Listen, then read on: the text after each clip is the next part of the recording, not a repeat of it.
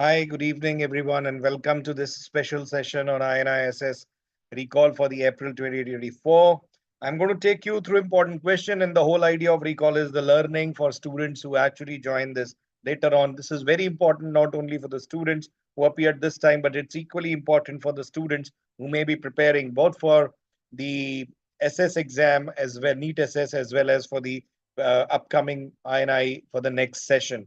So what I'm going to do is that I'll go through the questions as they were recalled by our students. I'm extremely thankful and grateful to the students who have contributed to this. We were able to collect probably most of the questions that are there from cardiology section. A lot of questions were there on medicine. Those questions I've tried to collect as many as I can, but our other faculties would be taking them as well, because you all know that a lot of medical questions are actually common here. And that's why most of the times we will be able to actually go ahead and finish most of the important concepts that need to be revised. So come on, let's join and finish the recall session quickly and learn the concepts. Again, a lot of questions were on expected lines. Some of them were surprises. Let me summarize what the surprises were. The surprises were there were no questions from biostatistics. For a change, you were not asked anything on biostats. But remember, a lot of biostats is always asked in the interviews. So we'll do a mock session and we'll try to prepare you for that as well, with the mock interviews as to how the questions are to be framed and discussed. We always do it every year, and that's very highly anticipated and awaited session. So I'll take you through that, those who qualify and get shortlisted for the interviews. Also, I'll be taking you through the important topics today. And importantly, a lot of questions were on the expected lines. A lot of questions actually came from what have been there in our videos. So the app contains a lot of videos which have got important concepts, and a lot of questions were there, including from the mock test that we gave, WhatsApp group where we have discussed some of the concepts. And as I proceed, I'll take you through these concepts, each of them, and I'll try to recall as to which and remind you as to which concept we discussed where. So this was a very simple question, very easily remembered by most of you. Almost everyone got it right. That the echo on a VSD Eastern manga, that's how it was recalled. The size 30 millimeters, that's a too large a VSD actually. For a VSD to Eastern mangarize, you just need small as 8 mm or a 5 mm VSDs can also Eastern mangarize. So murmur is short systolic single S2 is correct. Heart failure is never common because the ventricle has got a capacity of the left or the right to uh, decompress on the opposite ventricle because of the large non-restrictive defect, and hence cardiomegaly is also not seen. So you neither have cardiomegaly, Eastern Manger, actually there will be small heart. You'll have oligemia in the lung field. Heart failure rarely occurs in patients with VSD Eastern Manger. Defect size is usually as small as 5 to 8 millimeters.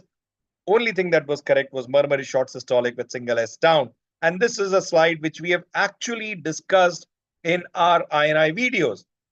If you go through, there is a video on Eastern-Manger syndrome in the app, and even for the super specialty, and also for the PG curriculum, where we have included Eastern-Manger syndrome as an important topic, where we have discussed differences, including one of the largest series that has been ever described on ASD, VSD, PDS in Eastern-Manger syndromes. And there we have shown that how the age is in the range of 30 to 40 for ASD, VSD 2 to 12. Syncope may occur. Cyanosis is usually uniform. Cardiomegaly is never present in VSD. Wide pulse pressure is present in PDA. S2 is single in VSD. So if you look at this table, this is described. Also, I've discussed this in one of the previous INI where the question was a different one. Previous recall session, I have done this same slide I've done. If you've gone through even the previous one video, you would have got this correct. You could see the three options here and you would know what was the correct option. Coming to the question number 2 that was recalled by most of you, 30 weeks pregnant female, antihypertensive of choice. Now, this again is a repeat question. The options have been changed. You know that ACE, ARB, and aliskiren, which is a direct renin inhibitor, all are contraindicated in pregnancy. Labetalol is, of course, one of the drugs that's used commonly, including the three choices. One is the calcium channel blocker, usually nifedipine. Labetalol and hydralazine are the three alpha methyl dopa are the three drugs. You can use some other drugs, but very importantly, I've discussed this slide specifically, which is the explanation slide. This is from the Alphonse paper, Jack. This is also present in most of the books, including in Brunwald's textbook of cardiology. You can go through what are the drugs that are safe and what are not. So green is one that is considered safe. You can see the safe drugs are adenosine, beta blockers only, which are not causing fetal bradycardia. Otherwise, labetalol is a good choice, of course. You can choose digoxin and lidocaine, but the drugs that you cannot use include amiodarone. Atenolol is contraindicated to a huge extent. When you're talking for a long-term therapy, you can use it for arrhythmia, but not in pregnancy otherwise. You can see labetalol, nifedipine, and alpha-methyl dopa are the three drugs that fall into green category. The other drug that can be used is furosemide. Amlodipine is orange, but what you cannot use is ACE, ARB, etolol, MRA, statins, DOACs, and endothelin receptor antagonists. These are contraindicated in pregnancy, and this is something that I've discussed even in previous years. Recall, this is the same slide. This is one question that we have discussed in the short videos as a quick learning tips. We've also discussed this in our videos on drugs and pregnancy in cardiology. So if you can go through them, then that would have easily been a straight setter that you would have got it right. Next question was AF. Now, there is a doubt about the recall. Some of you have not mentioned to me in recall 10 years. And some of you have mentioned that it's a patient is on amiodarone for AF for last 10 years. Now, this is a big catch. If you can drop a message in the chat box here, if the 10 years was mentioned or not. Let me see how many of you read that it was, the question was patient is on amiodarone for 10 years. If it was a question in acute phase, then yes, in acute, you can get hypotension. But a chronic oral therapy, hypotension is not a side effect because of amiodarone. You can get hyperthyroidism, you can get hypothyroidism, and even CNS side effect of tremor is noted. But if the 10 years was not mentioned, and if you're talking about acute phase, tremor as a side effect does not happen in patients with short-term usage. It's a long-term side effect of amiodarone. So if you go to adverse side effects monitoring from Harrison, the table, or itself, if we can go to, so Uday Raghu says it is 10 years. Duration was not mentioned is what Dr. Kaushal is saying. Abhinav says no duration was mentioned. Now, this is interesting. So if it was not mentioned, then tremors would come to your mind. But if somebody is there on not mentioned, again, Abhinav says that duration was not mentioned. Now, this is pretty interesting, not mentioned. Two of the students have told me that 10 years was mentioned. Now, this may be a recall bias. Some of you may not have read it, that 10 years was mentioned. RKK also says not mentioned. This is very interesting. I'm getting majority saying not mentioned. But if it is not mentioned, tremors becomes one. But otherwise, 40% patients in the long term get CNS side effects, which includes fatigue, tremor, ataxia, and peripheral neuropathy. 15% get skin reaction, 10% get photosensitivity, long-term bruise discoloration, 1.7%. Hypotension is not a side effect of oral. If its oral word is mentioned, even then, hypotension is not a side effect. Hypotension is a side effect of acute rapid infusion of a bolus dose of IV amiodarone. So hypotension, if it's oral or 10 years mentioned, if it's not mentioned, then you would go. Jinka Chandrakanta says the 10 years was mentioned. So perfectly a classic example why it's so important to read the question completely. I am sure that if 3 or 4 people are telling me 10 years, they've read it, means that there is surely a recall bias amongst those who have not read it. So it was mentioned patients are long term is what Anand Karia is recalling. So this is a question. If it's so practically oral, you will not get hypotension. IV, you will get hypotension. Ataxia, tremor, and CNS side effects are chronic, not acute. So that's the crux of amiodarone. This was a simple question, but purely very difficult to otherwise answer what this question probably was unless you completely recall and read the question. This was an easy question from cardiology. Secondary hypertension is not associated with excessive daytime somnolence, was obstructive sleep apnea. Hyperpigmentation happens in Addison's, not Cushing's. And remember, Addison's causes hypotension, not hypertension. Brachiofemoral delay for coact and bilateral frank bruit for renal artery stenosis. And hence, this was pretty much easy and straightforward. question. So this, I think everybody must have got it right if you're an endocrinology interested person or otherwise. So this was an easy question. I don't think I need to be discussing this. The other question, this was a bit tricky. A lot of students had an issue with this question and they were worried as to what they should have marked. I think whatever couple of students have interacted on this question with me. Patient with EF of 30%, X-ray with an image was there. Probably there were two leads, as I was told. Third lead, nobody knows. ICD with lead in right ventricle and right atria. So now the important point is, are we talking about an image of CRT or was it an image of ICD? Now, what is mentioned is it was ICD, but I believe if the question had options of LBBB, RBB duration, it had to be a CRT, not ICD. So just inbox me whether you could see three leads in this question. So I've not deliberately put an image here because this is a pure recall at your end. Please inbox and let me know how many of you felt that you could see three leads. If there were three leads, then you're sure that you're dealing with a case of CRT. If it was CRT, which is my belief, that it must have been a case of a CRT, not an ICD, because you are looking at the QRS duration vein, because you will not have posterolateral vein as an option in ICD. It has to be an option on CRT. If you had these options, these are, if you were to do even a Google search or even a chat GPT search, it will tell you the important predictors, including the studies that will tell you what are the predictors of getting a good or bad response. So yes, three leads, Anand says. Anand could see. So Anand, you're right. I think my gut feeling is right. Anand could see three leads. If anybody could see three leads, it means it was not ICD but CRT. The recall, as was shared in the group, was mentioning ICD, and hence I raised this doubt with you. I've taken question from the pooled analysis PDF that we have shared in the group in WhatsApp. Thank you very much, all my dear students. You've been extremely contributory to developing this, especially Chinmay Ankleshwarya. He's been a great support to actually create that open access. And that's been where everybody has been sharing. And this is one of the most extensive recall that has been there for this year. So Chinmay, and all the students who have contributed to the question. So here the CRT established treatment of heart failure. About 1/3 do not respond. This is again another important point to remember. Morphology is big dependent predictor. A broad QRS of more than 150 with LBBB. So if LBBB is less than 150, it's not a predictor. Same goes with RBBB, right? But here RBBB is not a good predictor. Good predictor is LBBB. So even if the RBB is given more than 150, it will not be a good predictor.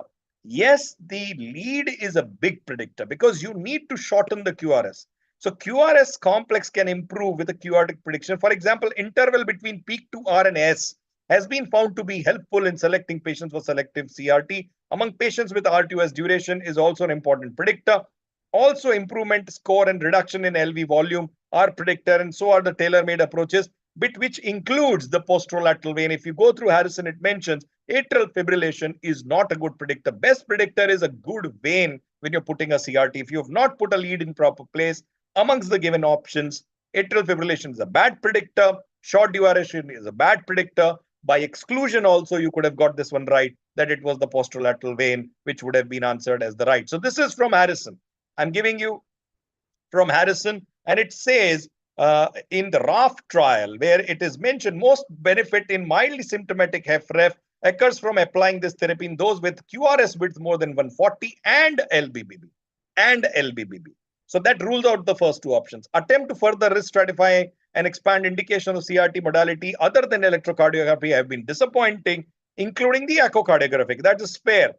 Uncertainty around these in ADGF, predominantly RBBB, AF, and evidence of scar, which is precise location where CRT lead is positioned, again are not. So again, by exclusion, you can get that those three are excluded. AFib is excluded, the other QRS duration excluded, RBB excluded. The answer is posterolateral vein. And if you will search, the anatomy of posterolateral vein is an important aspect when you're applying a CRTD.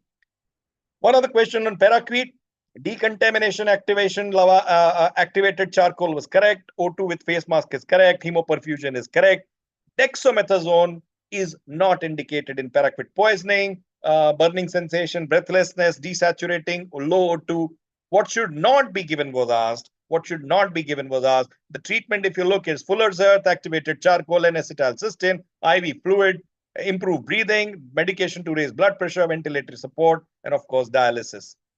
The septic shock steroids was another question. Fludrocortisone can be used instead of hydrocortisone was one of the options. And this is pretty much given. Use of in septic shock involves the dosages. If you look, the right statement here, I think probably you will have to choose the total dose should be less than 400, more beneficial in mild compared to. So there was a lot of confusion about the recall. Alternatively, giving guidelines give IV hydrocortisone every 6 hourly. The other choice is hydrocortisone 50 mg every 6 hour or 100 mg bolus with 10 mg for 7 days. So the dose is actually not meeting. Beneficial in mild disease versus severe remains controversial. I think there was a recall bias again. Presentation after 4 hours of enough shares was the other thing. So I think in that case, that would be a choice.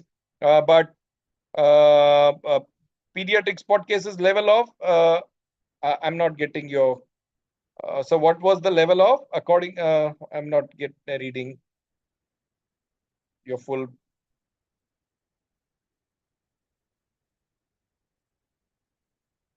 So after 4 hours is something that's missing. I think that should have been the correct option here, probably.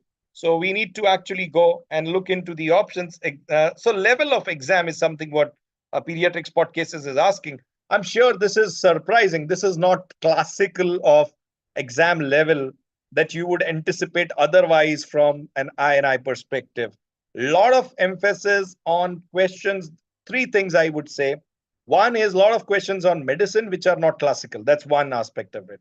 A lot of questions like steroids in mild disease, all that kind of stuff. Secondly, the cardiology classics are missing. Clinical examination, very few questions. Electrophysiology was dominating. This is very surprising when you're giving electrophysiological spots.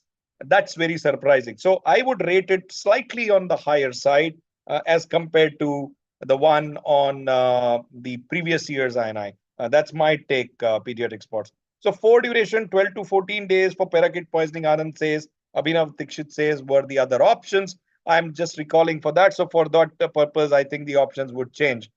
Again, this question, I think the recall was again probably not appropriate. Mismatch in type of respiratory failure. Type 1 is shunt, type 2 is hypoventilation, type 3 is perioperative aspiration, type 4 is shock related. I think all were correct. So I think if some of them recall, something is missing. If somebody can correct me, if you look, this is the classical respiratory failure. Everybody knows this. Mechanism is decreased QS by QT in 1, where it includes pneumonia ARDS. Type 2 is ventilatory failure, which is inadequate VA with status asthmaticus. Type 3 is perioperative respiratory failure, which is postoperative. And type 4 is shock. So I don't know as to which one of these options was incorrectly recalled at your end, but this is to just summarize the respiratory aspects of types of definitions of failure. And I think anything which was amiss from this aspect would actually qualify as the right option for the answer. Another question was CHA2 DVASC. So CHA2 DS2 VASC, that's how you remember. That was easy to recall as to which component will get +2. Very straightforward question. If you recall the scoring name in your name, even you'll get, so CHA2 means A2. So age would get 2 if the age is more than 75. So that would have been straight away. So 74 was out. And S2 means stroke as 2. So history of TIA, stroke or TE, all actually fall into +2. So this was a pretty straightforward question, and +2 should have been the scoring for this score for history of TIA. Fortunately, one of the questions that was asked on clinical examination, remember this was a question from our test series. If you have attempted, this was a classical, the option was not ASD though in our paper. We had included the other three, not seen in reverse splitting, not seen in, was a question, or the question I think as far as I remember framing was, reverse splitting is seen in all of the following except the way I framed them. And it included AS, RV, pacing, and LBB, which are the three common correct causes. In our set, I think it was something else, not ASD, which we had mentioned. But I believe everybody got it right. While paradoxical splitting happens, you have either P2 early or A2 late. A2 will be late if it's getting electrically late, which will be left side getting late, which is LBBB. Or you can have RV coming early electrically, which is RVPC. Or you have a right-sided pacing. So these are electrical causes. Mechanical causes when the obstruction of the left side delays the closure of the aortic valve, which is in the aortic stenosis because the ejection time is prolonged. So AS, RBBB, RV pacing, LBBB, or RV ectopic will cause a paradoxical split. Anything else would fall. Of course, WPW, because of the same right-sided pre-excitation, you can again get early P2.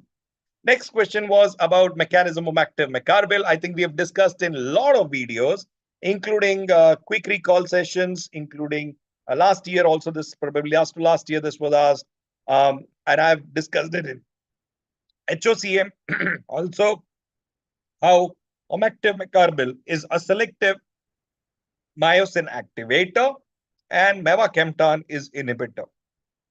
So if you remember that way also you can recall. So I don't remember the options. None of them is mentioned here. And mechanism of active mecarbil in this case was pretty straightforward, cardiac myosin activator. Next question, again, I'm not able to get an ECG, but I'm told it was a VT, RBBB, and left axis deviation, suggestive of what is called as the vesicular VT, or also called as Bell-Hassen's VT. So Bell-Hassen's VT is classically a verapamil sensitive VT. It's a fascicular VT. Remember, the drug of choice in fascicular VT is calcium channel blocker, especially verapamil. So if you had an ECG, which is looking like a VT, which was a narrow complex, had an RBBB, an LAD, a left axis deviation with an RBBB with a narrow complex, you're dealing with a fascicular VT. So LV fascicular VT, the drug of choice is verapamil. I think a lot of students actually got it as right, especially those who could pick up this ECG. If the ECG was indeed that of a fascicular VT, the answer would be verapamil. The next question was, so this is the from Harrison again, typical right bundle branch block pattern, intrinsic deflection, left axis deviation. That is LV fascicular VT. That's how you identify the left fascicular VT, which is the commonest morphology. This is the table from Harrison that should have got it correct. The PD5 PD3 inhibitor. So this everybody knows PD5 inhibitors are sildenafil and the groups, while PD3 inhibitor includes silostamide, milrinone, silastazole, and dihydropyridazole. So basically, this silostamide is used in heart failure, not any more approved therapy. Milrinone is surely still used in acute failures. You have silastazole for claudication. Those are the drugs that have been used. So PD3 inhibitor, the answer should be milrinone, which I have given. PD1, remember, is basically used in dementia and memory loss. We know Pocitin is one of the, or nicardipine are some of the examples, or nimodipine also acts there, which is used in ischemic penumbra in stroke. PD2 is HANA, which is used in sepsis or ARDS. PD3, of course, I've discussed here, cyclic GMP inhibited mechanism, where lexazinone is used in glomerulonephritis. Cyclic AMP mediated PD4, rolipram or silomilast or roflumast are used in asthma, we know, and that's a PD4 inhibitor. So just to remember PD1, PD2, PD3, PD4, and then of course PD5, we know how it's used in PH and erectile dysfunction. So that's how you would recollect. This was another ECG. I'm not sure if it was a EP study or if it was an ECG of simple ECG tracing that you were looking at, and I'm told that it was probably an EP tracing that I'm being told. I've not discussed EP tracing, but this is how probably the ECG would, if AVRT with left pathway would look like. I've tried to give in one, and but features of orthodromic AVRT would be a fast rate, usually 140, 250, narrow QRS complex, P waves are retrograde if seen, and ST depression and T wave inversion are common. So if it was an ECG tracing, then this is how it would look. RKK is saying, yes, it was an EP tracing, not an ECG tracing. But then what you would look like, it's probably something like this. So if it was AVRT, you would have what is called as a double jump, or you can have what is called as a tachycardia cycle length measurement done, and you can have a spontaneous AV blocks and VA blocks with the blocks actually telling you the tachycardia circuit, and you can pick up as to what you were dealing with. So this, I believe, was something that was not expected in the level of your entrance. I mean, you're not expected to go through the EP tracings. I was discussing with our faculties at Institute, and they were saying even those hardcore interventional cardiologists who are not so inclined or versed with EP would hardly be able to take these kind of a question. I think this was a bit on the tougher side to ask you guys a EP tracing, except if they were asking an echo or a jump, as they call it, the AV dissociation, the what is called a VA dissociation. That's when you can pick up. But I think it's not the right time. You can actually go through my EP videos. I remember some of the students writing to me, sir, your EP videos in the doc tutorials are too heavy for somebody who's preparing for INI. I also actually acknowledged it to some extent, but now I realize maybe they were worth it because three of the questions have been from EPs this time. So I don't know. I mean, where is this going to end if they have to differentiate between the guys as good as you, where everybody is equally competent to qualify? Probably these are the questions that help you to differentiate between a very good student and the very, very good student rather than, differentiating whom to take. So unfortunate, but this is a question that has been asked, which you need to look at the jump and the blocks and those kind of things. And I think this is not the right time to actually me teaching you them. You can go through the videos that are there on EP section, especially on the app. There was another question. Now, this is interesting. A lot of you thought that is an ICD. 8-year-old male seizure, long QT syndrome, most important treatment. Now, this is a question. Yes, RKK is saying there were 3-4 questions on EP study. 3 is something that we've been recalled here. I'm told that one of the question was of the left lateral pathway. I always say, usually the left lateral WPW pathway diagnostic is one EP tracing that you should know, where you know that the distal is early. And this is easily picked up, and I've given that video in the tracing in my lecture. Go through that lecture, you'll see it, how the left lateral. But because I don't have a recall of an image, I've not tried to confuse you and put a ECG here and try to show you an EP tracing. I'm told the other EP was of the AVNRT, and that's one that I tried to show you. And a lot from notes, Maulik is saying. Thank you, Maulik. Good that you got a lot of questions from notes. It's taken, I really must appreciate that day. I was talking to Team DocTutorials. They've done a fantastic job. When I never thought that the amount of things that I speak off the slides would also end up on notes. So I really must compliment the team. They have not only included whatever is there on the slide, but they've actually listened to what I've been speaking off the slides and put them into notes. So that's really wonderful job that the team has done to develop notes. And Maulik says a lot has come from notes. So thank you, Maulik. I must compliment the team because they've really done a hard work. I don't write the notes. I create the slides. I prepare the presentation. I speak and speak beyond the slides. And they have done a lot of painstaking job in developing those slides and those notes. And I must compliment them for doing that wonderful. So yes, Maulik, there must be a lot of stuff from notes. I'm glad that the notes could help some of you. So this question, a long QT, a lot of you guys have put an ICD as an option, which is wrong. This is from Harrison, classical from Harrison. And actually, this paragraph got 2 questions. One was this, and second was the trigger of sudden death in sleep. So you can see in the same paragraph, they've asked you 2 questions. This is the paragraph, long QT. I'll come to that question. I'll share it with you. In long QT3, sudden death tends to occur during sleep. So that is one of the MCQs that was asked. Also, they are very clearly here. It's mentioned correlation of genotype with risk and response to therapy are beginning to emerge. In patients with long QT syndrome 1 or long QT syndrome 2, adequate dose of beta blocker therapy are sufficient protection from arrhythmic episodes. So this is why you would be giving nadolol or propranolol as beta blockers as the preferred drug of choice. So the answer should have come here, beta blockers. So marker of increased risk, of course, are included, and recurrent syncope despite beta blocker, a high profile, would require an ICD. Remember, in a child, as the child grows, the ICD may not be adequate for the length, and hence for a first episode, if it's diagnosed, or if the patient is refractory on beta blockers, that's when you go to ICD. Don't jump to ICD without beta blockers. That's the crux of the matter. Technetium pyrophosphate, very much anticipated. Even one of our quick revision videos mentions that the screening test can be technetium pyrophosphate. The screening test is amyloidosis, for ATTR amyloid.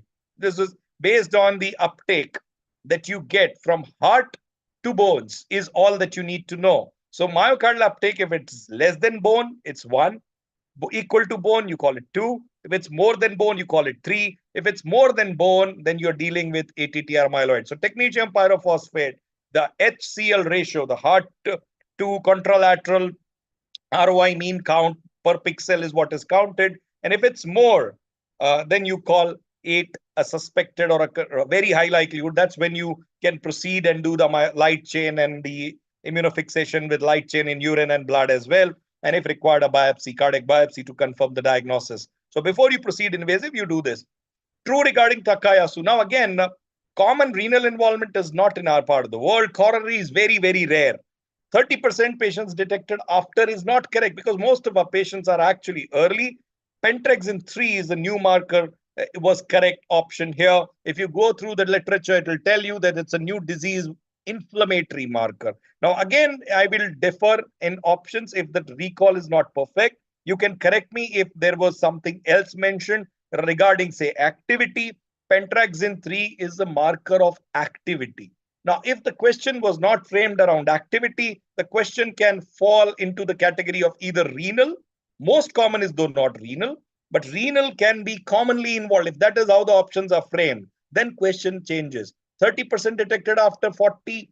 Again, this number is not correct, but not for the Indian setting. But if you're looking globally, maybe that's the case. Most of the cases do, of course, come before the age of 40 years. So whole recall is an important. If somebody can drop a chat box message here to correct the option, maybe then we can look into and correct it. But Pentraxin 3 is indeed a marker of disease activity. Then there was a picture of coronary artery aneurysm after performing CAG 3 weeks back. What is true? Pseudomonas is not responsible. It's a gram positive. Usually Pseudomonas can occur, but usually it's not Pseudomonas. Incidence, yes, the literature mentions 0.3 to 4.9%. So 2% can actually have. Anand Karya is saying up to 40% of coronaries involved in autopsy, which is incorrect. Can occur up to 1 year post angioplasty is not correct because usually it's acute. Usually the aneurysms which are infective. So yeah, Kaushal is saying Pentraxin marker of disease activity was the option. So if that is the case, that is the answer. So Pentraxin 3 is indeed a new marker of disease activity. So if that was correctly framed, you will have to go with that option because it's correct. Coming to this question, usually the infective pseudoaneurysms are defined to occur within 3 months, not 1 year. And fever is usually very common. It's not uncommon. These patients present with fever, chest pain, breathlessness, high counts, usually gram-positive organism within 3 months, and incidence is indeed 2%. So this is the literature search. If you'll go through, it mentions Staphylococcus streptoviridans. These are the common organisms. Septic emboli, though it's called mycotic, rarely happens. Enterobacteriaceae, Lactobacillus, Streptococci, they all can be present, including gut bacteria. They're diminished sometimes in these patients. And the size is defined by more than 1.5 times, occurring in 0.3 to 4.9% of patients undergoing angiogram. Another picture was a picture of catheter in CS. I think if this is not the correct picture, it may not have been a lead. It could have been a simple catheter. But remember, if it's traversing through the spine, going right up to the PA kind of a thing, and then entering into the obliquely from the RA into LA, and not through an IAS, below the interatrial septum, you're dealing with the CS. So it's the AV group. If that is where the catheter was, then it's a CS. So correct me if the catheter was indeed in CS, drop a text in the message. Whether it was in the live chat, you can put if it was a catheter in CS or not, or was it some other chamber? Of course, RALV, RA were not. PAD has the least association was the other question. Hyperhomocystinemia, CRP, insulin resistant, smoking. Practically everybody got it right. CRP is marker of CAD, but not PVD. PDSS strategy, plan, do, study, act. A question from P&SM, but of course no statistics here. This was interesting question. I thought this is a call from Endocrino paper. It says triple hormone receptor agonist. Retatrutide is the right answer. It's a triple agonist because it acts through glucagon, GIP1, and GLP1. So triple activating. So Maulik says it was LAO view and it was the correct image. So yeah, that was a CS. So retatrutide, I think a lot of people got it right. SEMA and DULA are single GLP-1 analog. Tirzepatide is GLP-1 plus GIP. Retatrutide is a triple one, including glucagon. Voraprexar, TRAP2 Timitral 50, more efficacy. Yes. So correct was more efficacy in patients of PAD with stroke. Efficacy with PAD with DAPT, no, actually increases bleeding. PAR1 agonist. So this is, it's an orally active PAR1 antagonist, blocks thrombin inhibitor. Now this is the other choice that you have, PAR1 antagonist. That's also correct. So basically the outcomes, if you look, it does prevent in pre-specified group PIR MI, Voraprexar reduce risk of death MI stroke by 20% over placebo. And if you look, as a risk of bleeding is increased based on these data, Voraprexar has been licensed to be used for patients less than 75 with MI or PAD with no history of stroke or TIA or IC bleed or weight is more than 60 kg. Useful to reduce LDL all except, again, saturated fat, I think it should be less than 10%. So remember, if these were 30, 35, 14 grams, 200 grams, or 15, it should be 10%. Coarctation, the great, again, a lot of videos we have done, including a recall 20. The gradient of across the pre and post coarc is 20 for worth to be intervening. PA saturation is higher in all, in unobstructed PA, PVC, TA, PVC, Taussig Bing, but not DTGA. DTGA, PA saturation more than aorta, all except it will become equal usually, not the preferential streaming is what you look at the Taussig Bing. That's why you have the Taussig Bing, the DURVVS, DPS, with the preferential direction happening in that. CT aortogram, there was dissection. I think a lot of you got it right. Duke treadmill score was the next question. You know that this we have discussed in stress testing. Exercise duration 5 into ST deviation into 4 minus into angina. And this patient had 10 minus 5 into 1 minus 4 into 0. So this comes out to 5. I think this is a repeat question and everybody probably got this one right. LAD is not seen in Noonan left axis deviation. LAD was meant as left axis deviation here. Pulmonary atresia with intact IVS was correct. Noonan with PS, you can see left axis deviation in 50 to 60% of the patients. ECG monomorphic VT with R wave pointing during monitoring. The treatment, this represents a high risk VT. You need to shock the patient. You need to shock the patient. Next was about chorea, not true about rheumatic fever. Chorea always associated with arthritis is not true. It can be with carditis. It can cause hypotonia, more common in females. But not true is that it always has arthritis. Reserpine, this was a simple question. It was used in hypertension. Other options were bradycardia, heart failure, rhythm disturbance. This is a repeat question. LVH, are AVL more than 13? Other criteria, coronal voltage, high sensitivity, ECG may have low sensitivity, may have left axis, all are correct. This is, you can see from Brunwald and also from Harrison in the ECG. Our AVL has to be more than 11, not 13. So this was a repeat question actually from last year or maybe last year, last session, I mean 6 months back or the previous one, where we did a recall, same slide I'm repeating here. It's not 13, it's 11. I remember distinctly mentioning this in the last session recall as well. This is how the question was repeated. PAD highest, there is no doubt it's a smoking. Mechanism of action, I think everybody got this one right. Ivanescumab is not PCSK9 inhibitor. Lopatimide, inclisiran, and bempedoic, practically everybody knows, is correct. It's the ANGPTL3 inhibitor. That's where the ivanescumab, by enhancing the LDL receptor, it reduces LDL-C in LDLR independent manner. So this is the various mechanisms, how various drugs act.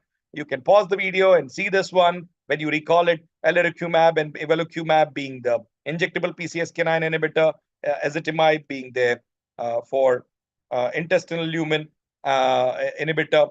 This was another question, a patient with BP 90-60 and CT showing PE, what is the best? So blood pressure does not determine, but the patient has got increased difficulty. So if you can be very precise, if the patient has hemodynamic instability, you thrombolize irrespective. But if the patient does not have, if there was no dyspnea, patient was hemodynamically stable, 90/60, you can do anticoagulation. So, but you must remember here, what is a case of PESI score? Look at the PESI. Hemodynamics were not mentioned here. Neither were biomarkers. The NT-proBNP tropi are elevated, or heart rate is more than 110, or blood pressure is less than 100. Then we know that you are dealing with what is called as an intermediate high risk. And if there is no contraindication, you must thrombolize. So probably, though they had not mentioned biomarker, but they were intending to look at the blood pressure, which is less than 100. And if there is no contraindication, all need to be positive, as I mentioned. Those values, if they are not mentioned, it becomes risky. That's why I've mentioned two options. You need to be recalling the question perfectly. Those two options, based on the PESI score and hemodynamic instability, along with biomarker, can help you to determine whether you lies or don't lies. Not a class 4 repeat question, not a class 4 lesion in pregnancy. I discussed this last time also. Asymptomatic severe AS is class 3, not class 4. Rest all are class 4. This is again from the table from Harrison. Class 3, you can see here, aortic stenosis is part of a severe asymptomatic aortic class 3. Rest all are class 4, and that's why this was correct. Success rate of tenecteplase, again a recall question, and again a repeat question. 65%, two-thirds, that's how you remember. 65% get TIMI-3 flow at 90 minutes. Again, the framing is important, how you define success. Are you talking about ST normalization? Are you looking at 90-minute TIMI-3 flow? Are you looking at TIMI myocardial blush? So that is isovolumic relaxation. X wave to V wave was the correct option. This is the only question probably that came from the clinical side. Patient with diarrhea, flushing, tricuspid regurgitation, carcinoid. This was pretty easy. Aortic valve surgery indicated in all. Bicuspid aortic valve diameter was mentioned. Turner Marfan were given. So the recall was imperfect. So I've included indications. Diameter more than 5.5. Women, it would be 4.5 to 5. Ascending aorta, diameter more than 5.5 in Marfan's. 5 centimeter for Marfan's, otherwise 5.5. And symptoms suggesting expansion, or symptoms rapidly aneurysm, which is growing at more than half a centimeter every 6 months, or symptomatic one, need to be operated upon. Altitude sickness, rate of ascent is an important predictor. Definition of cardiorenal. Now, definition is not this. I mean, this was pretty vague framing. I think the question needs to be reframed. How to define a CRS as 1, 2, 3. And also, the creatinine EGFR would surely not qualify. Urea, of course, does. Oliguria also in a patient with previously normal output would also fine. But I think the recall is not perfect, so it would go by the renal output. But again, you can see acute cardiorenal would be acute worsening of heart function, resulting in kidney injury or dysfunction, and which would be defined by the urine output drop rather than the present creatinine. So urine output would be the one option that you'd be looking at. Another X-ray, I don't know the X-ray, so I'm not able to tell you exactly, but I think if there is an X-ray in a past treated COX and you're talking about fever, always think of aspergilloma. So reactivation COX, if you had miliary mottling or a COX activity, but if you have a cavity and you find a fungal ball, aspergilloma is something that you should be looking in a previously treated COX. So classical question usually, which is asked in tuberculosis treated patients, if you can drop a text here in the inbox as to whether it was about a fungal ball or was it a reactivation COX. Again, same question, what are the drugs that you need to do? You need to look at the green drugs and the red and the amber drugs that require screening. Classically, TB testing is recommended prior to atezolizumab, avelumab, semiplimab, and all the monoclonal antibodies. So probably we should be looking here in the right option into rituximab, other tofacitinib and abatacept are also drugs that you need to be looking at. Red state RS cells are seen in Hodgkin's. This was pretty much a second MBBS question. I'm not taking that much in detail here. Not true regarding intramural hematoma. Now, again, options are not properly recalled. If you can complete the options here, due to rupture of vasa vasorum, that's true. CT shows connection with lumen. That's incorrect. So CT does not show a lumen because intramural hematoma does not communicate with lumen. But again, because I don't have the other two options in the recall, I'm skipping that. If the options were otherwise not falling into a problem area, I think the communication with lumen, though intramural hematoma in 20% of the patient can actually open in the lumen, usually it is defined by definition as not communicating with lumen. So not true is its communication with lumen. So option CT shows connection with lumen would qualify as the right answer. But again, because I don't have the complete list of the other two options, that's why those would qualify here. This I already showed you, long QT3, long QT affecting during sleep. This is same paragraph. They have given two questions. So long QT syndrome is often we have a channelopathy separate video both in the INI as well as in SS section. Go through it. My own recorded videos. We have discussed all channelopathies, including ERS, Brugada, long QT syndrome, CPVT into one video to summarize all videos. There's a very small 1 hour video to cover all channelopathies, which is there in the app. OCT, what is false calcium is of course not better visualized. Nobody else has shared me any other options here. Uh, the calcium is better visualized is of course one.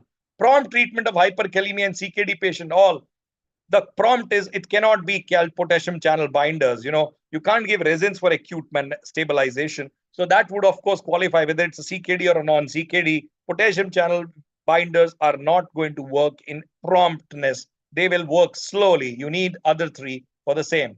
Obesity doesn't increase risk. Remember, not the lung. These are the cancers that increase with from the WHO research group: meningioma, thyroid gland, esophagus, stomach, kidney, multiple myeloma, pancreatic cancer, colorectal, ovary, gallbladder, liver, and breast, not the lung. So the lung cancer was the right option for obesity. It doesn't increase the risk of cancer. So with this, I will come to an end. For all the important questions that I could recall, I want to thank each of the contributors, especially Dr. Chinmay. Thank you, Chinmay. You've always been a great help.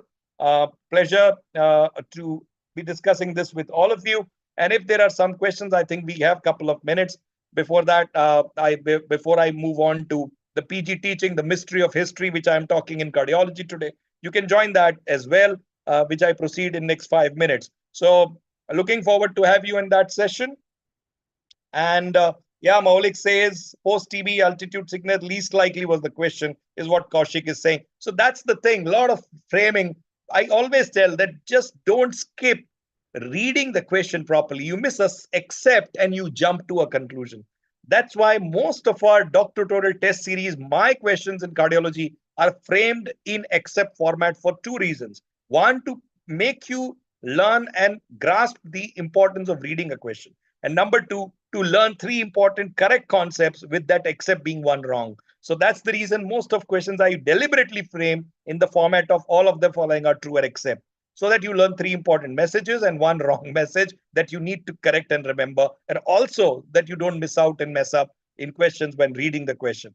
So thank you, Maulik, Kaushal, RKK, both T. Kaushal and Kaushal Gori, Akshit, Jinka, Mauli, Anand, RKK, Muyuddin, Rahul, Anand Kharia, Abhinav, Uday, Rajdeep.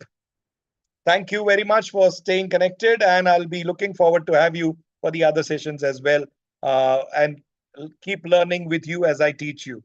Thank you very much. Take care, stay connected, and best wishes for the result. I look forward to train you and mentor you for the final rounds for the mock interviews as well. Take care. Bye-bye. Good night.